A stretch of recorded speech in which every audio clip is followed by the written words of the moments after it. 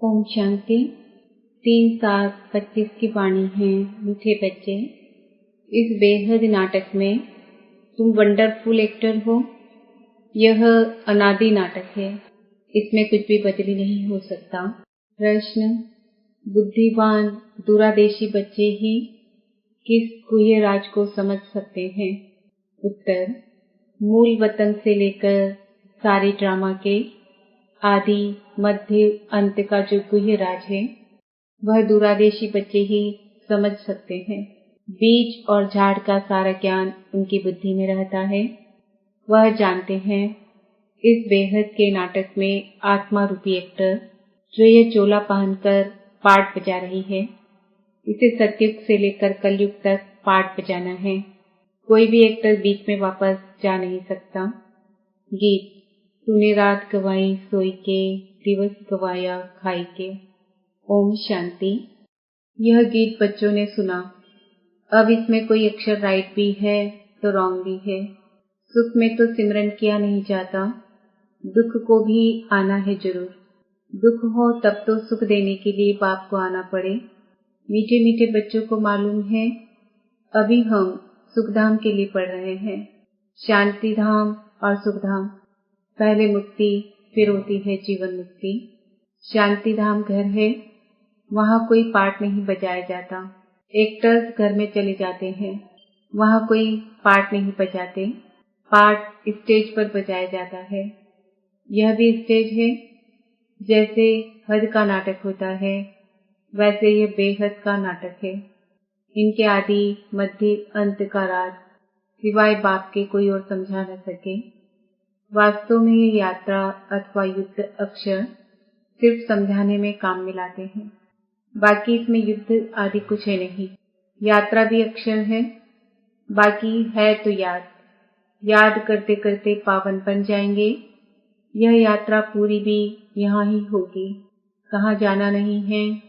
बच्चों को समझाया जाता है पावन बनकर अपने घर जाना है। अपवित्र तो जा न सके, अपने को आत्मा समझना है। मुझ आत्मा में सारे चक्र का पाठ है। अभी वह पाठ पूरा हुआ है। बाप राय देते हैं बहुत सहज, मुझे याद करो। बाकी बैठे तो यहाँ ही हो, कहाँ जाते नहीं हो। बाप आकर कहते हैं मुझे याद, बाप आकर कहते हैं मुझे याद करो तो तुम पावन बन जाएंगे। युद्ध कोई है नहीं, अपने को तमो प्रधान से सतो प्रधान बनाना है। माया पर जीत पानी है। बच्चे जानते हैं 84 का चक्र पूरा होना है। भारत सतो प्रधान था, उसमें जरूर मनुष्य ही होंगे। जमीन थोड़ी ही बदलेगी। अभी तुम जानते हो हम सतो प्रधान थे, फिर तमो प्रधान बने, अब फिर सतो प्रधान बनना है। मनुष्य पुकारते भी हैं कि आकर हमको पतित से पावन बनाओ, परंतु वह कौन है, कैसे आते हैं, कुछ नहीं जानते। अभी बाबा ने तुम्हें समझदार बनाया है। कितना ऊंच मर्तबा तुम पाते हो। वहाँ के गरीब भी बहुत ऊंचे, यहाँ के साहूकारों से। भल कितने भी बड़े बड़े राजाएं थे, धन बहुत था, परंतु है तो विकारी ना। इनसे वहाँ की साधारण प्रजा भी बहुत ऊंच बनती है। बाबा फर्क बतलाते हैं। रावण का परछाया आने से पतित बन जाते हैं। निर्विकारी देवताओं के आगे अपने को पतित कह माथा जाकर टेकते हैं। बाप यहाँ आते हैं तो फट से ऊंट चढ़ा देते हैं। सेकंड की बात है, अभी बाप ने तीसरा नेत्र दिया है ज्ञान का। तुम बच्चे दूरादेशी बन जाते हो। ऊपर मूल वतन से लेकर सारे ड्रामा का चक्र तुम्हारी बुद्धि में याद है। जैसे हद का ड्रामा देखकर फिर आए सुनाते हैं ना, क्या क्या देखा, बुद्धि में भरा हुआ है जो वर्णन करते हैं। आत्मा में भरकर आते हैं, फिर आकर डिलीवरी करते हैं। यह फिर है बेहद की बातें। तुम बच्चों की बुद्धि में इस बेहद ड्रामा के आदि मध्य अंत का राज रहना चाहिए, जो रिपीट होता रहता है। उस हद के नाटक में तो एक एक्टर निकल जाता है तो फिर बदले में दूसरा आ सकता है। कोई बीमार हुआ तो उनके बदले फिर दूसरा एक कर देंगे। यह तो चैतन्य ड्रामा है। इसमें जरा भी अदली बदली नहीं हो सकती। तुम बच्चे जानते हो हम आत्मा हैं। यह शरीर रूपी चोला है जो पहनकर हम बहुरूपी पाठ बजाते हैं। नाम, रूप, देश, फीचर्स बदलते जाते हैं। एक्टर्स को अपनी एक्ट का तो मालूम होता है ना। बाप बच्चों को यह चक्र का राज तो समझाते रहते हैं। सतयुग से लेकर कलयुग तक आते हैं, फिर जाते हैं, फिर नए सिर आकर पाठ बजाते हैं। इनकी डिटेल समझाने में टाइम लगता है। बीच में भल नॉलेज है, फिर भी समझाने में टाइम तो लगता है ना। तुम्हारी बुद्धि में सारा बीज और झाड़ का राज है। तो भी जो अच्छे बुद्धिमान हैं वही समझते हैं कि इसका बीज ऊपर में है। इनकी उत्पत्ति, पालना और संहार कैसे होता है, इसलिए त्रिमूर्ति भी दिखाया है। यह समझाने जो बाप देते हैं और कोई भी मनुष्य दे न सके। जब यहाँ आए तब पता पड़े, इसलिए तुम सबको कहते हो यहाँ आकर समझो। कोई कोई बहुत कट्टर होते हैं तो कहते हैं हमको कुछ सुनना नहीं है। कोई तो फिर सुनते भी हैं। कोई लिटरेचर लेते हैं, कोई नहीं लेते हैं। तुम्हारी बुद्धि अभी कितनी विशाल दूरंदेशी हो गई है। तीनों लोगों को तुम जानते हो।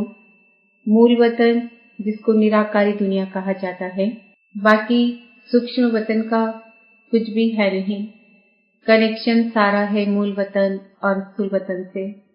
बाकी सूक्ष्म वतन तो थोड़ा टाइम के लिए है। बाकी आत्माएं सब ऊपर से यहाँ आती है पाठ बजाने। यह झाड़ सब धर्मों का नंबरवार है। यह है मनुष्यों का झाड़ और बिल्कुल एक्यूरेट है। कुछ भी आगे पीछे हो न सके। न आत्माएं और कोई जगह बैठ सकती है। आत्माएं ब्रह्म मत तत्व में खड़ी होती हैं, जैसे स्टार्स आकाश में खड़े हैं। यह स्टार्स तो दूर से छोटे छोटे देखने में आते हैं, है तो बड़े, लेकिन आत्मा तो न छोटी बड़ी होती है न विनाश को पाती है। तुम गोल्डन एज में जाते हो, फिर आयरन एज में आते हो। बच्चे जानते हैं हम गोल्डन एज में थे, अब आयरन एज में आ गए हैं। कोई वैल्यू नहीं रही है। भल माया की चमक कितनी भी है, परंतु यह है रावण की गोल्डन एज। वह है ईश्वरी गोल्डन एज। मनुष्य कहते रहते हैं 6-7 वर्षों में इतना अनाज होगा जो बात मत पूछो। देखो उनका प्लान क्या है और तुम बच्चों का प्लान क्या है। बाप कहते हैं मेरा प्लान है पुरानी को नया बनाना। तुम्हारा एक ही प्लान है। जानते हो बाप की श्रीमत से हम अपना वर्षा ले रहे हैं। बाबा रास्ता बताते हैं, श्रीमत देते हैं, याद में रहने की मत देते हैं। मत अक्षर तो है ना, संस्कृत अक्षर तो बाप नहीं बोलते हैं। बाप तो हिंदी में ही समझाते रहते हैं। भाषाएं तो ढेर है ना, इंटरप्रेटर भी होते हैं जो सुनकर फिर सुनाते हैं। हिंदी और इंग्लिश तो बहुत जानते हैं, पढ़ते हैं। बाकी माताएं घर में रहने वाली इतना नहीं पढ़ती है। आजकल विलायत में अंग्रेजी सीखते हैं तो फिर यहाँ आने से भी इंग्लिश बोलते रहते हैं, हिंदी बोल ही नहीं सकते। घर में आते हैं तो माँ से इंग्लिश में बात करने लग पड़ते हैं। वह बेचारी मूंछ पड़ती है, हम क्या जाने इंग्लिश से। फिर उनको टूटी फूटी हिंदी सीखनी पड़े। सतयुग में तो एक राज्य एक भाषा थी जो अब फिर से स्थापन कर रहे हैं। हर 5000 वर्ष बाद यह सृष्टि का चक्र कैसे फिरता है तो बुद्धि में रहना चाहिए। अब एक बाप की ही याद में रहना है। यहाँ तुमको फुर्सत अच्छी रहती है। सवेरे में स्नान आदि कर बाहर घूमने फिरने में बड़ा मजा आता है। अंदर में यही याद रहे हम सब एक्टर्स हैं। यह भी अभी स्मृति आई है। बाबा ने हमको 84 के चक्र का राज बताया है। हम सतो प्रधान थे। यह बड़ी खुशी की बात है। मनुष्य घूमते फिरते हैं, उनकी कुछ भी कमाई नहीं। तुम तो बहुत कमाई करते हो। बुद्धि में चक्र भी याद रहे, फिर बाप को भी याद करते रहो। कमाई करने की युक्तियां बाबा बहुत अच्छी अच्छी बताते हैं। जो बच्चे ज्ञान का विचार सागर मंथन नहीं करते हैं, उनकी बुद्धि में माया खिटखिट करती है, उन्हें ही माया तंग करती है। अंदर में यह विचार करो, हमने ये चक्र कैसे लगाया है। सतयुग में इतने जन्म लिए, फिर नीचे उतरते आए, अब फिर सतो प्रधान बनना है। बाबा ने कहा है मुझे याद करो तो सतो प्रधान बन जाएंगे। चलते फिरते बुद्धि में याद रहे तो माया की खिटखिट समाप्त हो जाएगी। तुम्हारा बहुत बहुत फायदा होगा। भल स्त्री पुरुष साथ जाते हो, हर एक को अपने से मेहनत करनी है अपना ऊंच पद पाने। अकेले में जाने से तो बहुत ही मजा है, अपनी ही धुन में रहेंगे, दूसरा साथ में होगा तो भी बुद्धि इधर उधर जाएगी। है बहुत सहज। बगीचे आदि तो सब जगह है। इंजीनियर होगा तो उनका यही चिंतन चलता रहेगा कि यहाँ पुल बनानी है, यह करना है।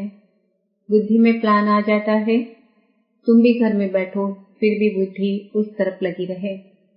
यह आदत रखो तो तुम्हारे अंदर यही चिंतन चलता रहे। पढ़ना भी है, धंधा आदि भी करना है, बूढ़े जवान बच्चों आदि सबको पावन बनाना है। आत्मा को हक है बाप से वर्षा लेने का। बच्चों को भी छोटेपन में ही यह बीज पड़ जाए तो बहुत अच्छा। आध्यात्मिक विद्या और कोई सिखा न सके। तुम्हारी यह जो आध्यात्मिक विद्या है, यह तुमको बाप ही आकर पढ़ाते हैं। उन स्कूलों में मिलती है जिस्मानी विद्या और वह है शास्त्रों की विद्या। यह फिर है रूहानी विद्या जो तुमको भगवान सिखलाते हैं। इनका किसको भी पता नहीं, इनको कहा ही जाता है स्पिरिचुअल नॉलेज। जो रूह आकर पढ़ाते हैं उनका और कोई नाम नहीं रखा जा सकता। यह तो स्वयं बाप आकर पढ़ाते हैं। भगवान वाच है ना, भगवान एक ही बार इस समय आकर समझाते हैं। इसको रूहानी नॉलेज कहा जाता है। वह शास्त्रों की विद्या अलग है। तुमको पता है कि नॉलेज एक है जिस्मानी कॉलेज आदि की, दूसरी है आध्यात्मिक शास्त्रों की विद्या, तीसरी है यह रूहानी नॉलेज। वह भल कितने भी बड़े बड़े डॉक्टर ऑफ फिलॉसफी हैं, परंतु उनके पास भी शास्त्रों की बातें हैं। तुम्हारी यह नॉलेज बिल्कुल अलग है। यह स्पिरिचुअल नॉलेज जो स्पिरिचुअल फादर सभी आत्माओं का बाप है वही पढ़ाते हैं। उनकी महिमा है शांति सुख का सागर। कृष्ण की महिमा बिल्कुल अलग है। गुण अवगुण मनुष्य में होते हैं जो बोलते रहते हैं। बाप की महिमा को भी यथार्थ रीति तुम जानते हो। वह तो सिर्फ तोते मुआफिक गाते हैं, अर्थ कुछ नहीं जानते। तो बच्चों को बाबा राय देते हैं अपनी उन्नति कैसे करो। पुरुषार्थ करते रहेंगे तो फिर पक्का होता जाएगा। फिर ऑफिस में काम करने समय भी यह स्मृति आएगी, ईश्वर की स्मृति रहेगी। माया की स्मृति तो आधा कल्प चली है। अभी बाप यथार्थ रीति बैठ समझाते हैं। अपने को देखो, हम क्या थे, अब क्या बन गए हैं। फिर हमको बाबा ऐसा देवता बनाते हैं। यह भी तुम बच्चे ही नंबरवार पुरुषार्थ अनुसार जानते हो। पहले पहले भारत ही था। भारत में ही बाप भी आते हैं पाठ बजाने। तुम भी आदि सनातन देवी देवता धर्म के हो ना। तुमको पवित्र बनना है, नहीं तो पिछाड़ी में आएंगे। फिर क्या सुख पाएंगे। भक्ति जास्ती नहीं की होगी तो आएंगे नहीं। समझ जाएंगे यह इतना उठाने वाला नहीं है। समझ तो सकते हैं ना। बहुत मेहनत करते हैं, फिर कोई भी विरले निकलते हैं, लेकिन थकना नहीं है। मेहनत तो करनी है। मेहनत बिगर कुछ मिलता थोड़ी है। प्रजा तो बनती रहती है। बाबा बच्चों को उन्नति के लिए युक्ति बताते हैं। बच्चे, अपनी उन्नति करनी है तो सवेरे सवेरे स्नान आदि कर एकांत में जाकर चक्र लगाओ व बैठ जाओ। तंदुरुस्ती के लिए पैदल करना भी अच्छा है। बाबा भी याद पड़ेगा और ड्रामा का राज भी बुद्धि में रहेगा। कितनी कमाई है, यह है सच्ची कमाई। वह कमाई पूरी हुई, फिर इस कमाई का चिंतन करो। डिफिकल्ट कुछ भी नहीं है। बाबा का देखा हुआ है, सारी जीवन कहानी लिखते हैं। आज इतने बजे उठा, फिर यह किया। समझते हैं पिछाड़ी वाले पढ़कर सीखेंगे। बड़े बड़े मनुष्यों की बायोग्राफी पढ़ते हैं ना, बच्चों के लिए लिखते हैं, फिर बच्चे भी घर में ऐसे अच्छे स्वभाव के होते हैं। अभी तुम बच्चों को पुरुषार्थ कर सतो प्रधान बनना है। सतो प्रधान दुनिया का फिर से राज्य लेना है। तुम जानते हो कल्प कल्प हम राज्य लेते हैं और फिर गवाते हैं। तुम्हारी बुद्धि में यह सब है। यह है नई दुनिया, नए धर्म के लिए नई नॉलेज। इसलिए मीठे मीठे बच्चों को फिर भी समझाते हैं, जल्दी जल्दी पुरुषार्थ करो। शरीर पर भरोसा थोड़ी है। आजकल मौत बहुत इजी हो गया है। वहां अमरलोक में ऐसी मृत्यु कब होती नहीं। यहाँ तो बैठे बैठे कैसे मर जाते हैं। इसलिए अपना पुरुषार्थ करते रहो, जमा करते रहो। अच्छा, मीठे मीठे सिकिलते बच्चों प्रति माता पिता बाप दादा का याद प्यार और गुड मॉर्निंग। रूहानी बाप की रूहानी बच्चों को नमस्ते। हम रूहानी बच्चों की रूहानी माता पिता बाप दादा को याद प्यार गुड मॉर्निंग नमस्ते ओम शांति। धारणा के लिए मुख्य सार, बुद्धि को ज्ञान चिंतन में बिजी रखने की आदत डालनी है। जब भी समय मिले एकांत में जाकर विचार सागर मंथन करना है। बाप को याद कर सच्ची कमाई जमा करनी है। दूरादेशी बनकर इस बेहद के नाटक को यथार्थ रीति समझना है।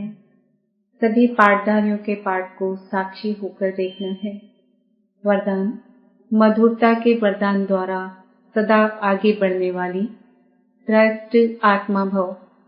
मधुरता ऐसी विशेष धारणा है जो कड़वी धरनी को भी मधुर बना देती है। किसी को भी 2 घड़ी मीठी दृष्टि दे दो, मीठे बोल बोल दो, तो किसी भी आत्मा को सदा के लिए भरपूर कर देंगे। 2 घड़ी की मीठी दृष्टि व बोल उस आत्मा की सृष्टि बदल देंगे। आपके 2 मधुर बोल भी सदा के लिए उन्हें बदलने के निमित्त बन जाएंगे। इसलिए मधुरता का वरदान सदा साथ रखना, सदा मीठा रहना और सर्व को मीठा बनाना। स्लोगन, हर परिस्थिति में राजी रहो तो राजयुग बन जाएंगे। आज का सम्मान है, मैं श्रेष्ठ आत्मा हूँ। आज के व्यक्त इशारे, संकल्पों की शक्ति जमा कर श्रेष्ठ सेवा के निमित्त बनो। जब और सब संकल्प शांत हो जाते हैं, बस एक बाप और आप, इस मिलन की अनुभूति का संकल्प रहता है, तब संकल्प शक्ति जमा होती है और योग पावरफुल हो जाता है। इसके लिए समाने व समेटने की शक्ति धारण करो।